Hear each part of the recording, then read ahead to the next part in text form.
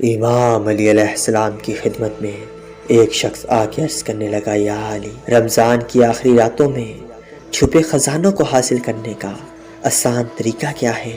بس جیسے ہی یہ پوچھا گیا تو امام علی علیہ السلام نے فرمایا، اے بندہ خدا، یاد رکھنا، میں نے اللہ کے رسول سے سنا کہ رمضان کی آخری راتوں میں خزانوں کو حاصل کرنے کے 3 عمل ہیں۔ جو انسان ان 3 عمالوں کو کرتا ہے تو رمضان کی آخری راتوں میں چھپے ہوئے خزانوں کو حاصل کر سکتا ہے۔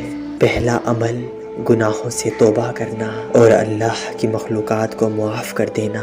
دوسرا عمل اللہ کا شکر کرنا اور اللہ کی مخلوقات سے مسکرا کے بات کرنا۔ اور تیسرا عمل کہ سورہ قدر کا کثرت سے ورد کرنا اور اللہ کے رسول اور اس کی آل پہ درود بھیجنا۔ جو انسان رمضان کے آخری راتوں میں ان 3 اعمال کے ساتھ زندگی گزارتا ہے تو غیبی رستے اس کی طرف متوجہ ہوتے ہیں، تو وہ اپنی زندگی میں دولت، شہرت، عزت اور اپنی مانگی ہوئی ہر دعا کو قبول پاتا ہے۔